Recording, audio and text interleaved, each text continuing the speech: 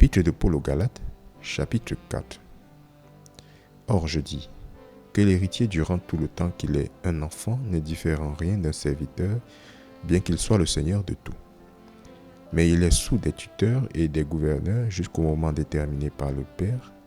Oui, certainement, nous, lorsque nous étions enfants, nous étions asservis aux éléments du monde. Mais lorsque la plénitude de l'époque fut venue, Dieu envoya son Fils, fait d'une femme, fait sous la loi, pour racheter ceux qui étaient sous la loi, afin que nous puissions recevoir l'adoption de fils.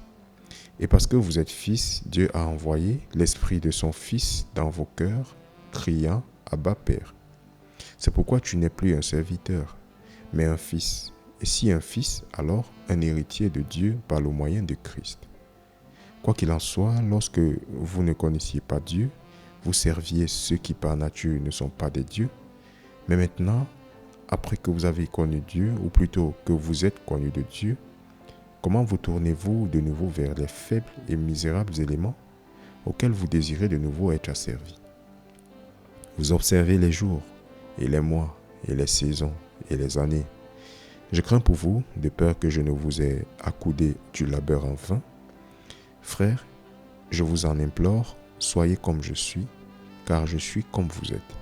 Vous ne m'avez pas du tout blessé. Vous savez comment, dans la faiblesse de la chair, je vous ai prêché l'évangile au commencement. Et ma tentation qui était dans ma chair, vous ne l'avez pas méprisée, ni rejetée. Mais vous m'avez reçu comme un ange de Dieu, c'est-à-dire comme Christ Jésus. Où est donc la félicité dont vous parliez? Car je vous atteste que, si cela avait été possible, vous auriez arraché vos propres yeux et me les auriez donnés. Suis-je donc devenu votre ennemi parce que je vous dis la vérité?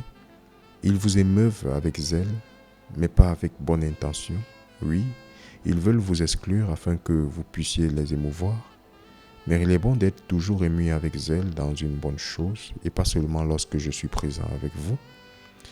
Mes petits enfants, pour lesquels je suis de nouveau en travail d'enfantement jusqu'à ce que Christ soit formé en vous. Je désire être présent avec vous maintenant et changer de ton, car je suis dans le doute quant à vous. Dites-moi, vous qui désirez être sous la loi, n'entendez-vous pas la loi? Car il est écrit qu'Abraham a eu deux fils, l'un d'une femme asservie, l'autre d'une femme libre. Mais celui qui était de la femme asservie naquit d'après la chair, mais celui de la femme libre le fut par la promesse. Lesquelles choses sont une allégorie, car ce sont les deux alliances, l'une du mont Sinaï, laquelle engendre la servitude, qui est Agar, car cette Agar est le mont Sinaï en Arabie, et correspond à Jérusalem, laquelle maintenant est et est dans la servitude avec ses enfants. Mais Jérusalem qui est au-dessus est libre, laquelle est la mère de nous tous. Car il est écrit, réjouis-toi, toi stérile qui n'enfantes pas, éclate de joie et crie, toi qui n'es pas en travail, car la délaissée a beaucoup plus d'enfants que celle qui a un mari. Or nous, frères, comme Isaac l'était, sommes les enfants de la promesse. Mais comme alors celui qui naquit suivant la chair persécutait celui qui naquit suivant l'esprit, oui certainement en est-il maintenant.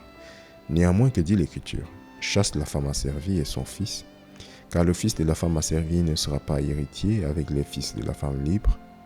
Ainsi donc, frères, nous ne sommes pas enfants de la femme asservie, mais de la femme libre.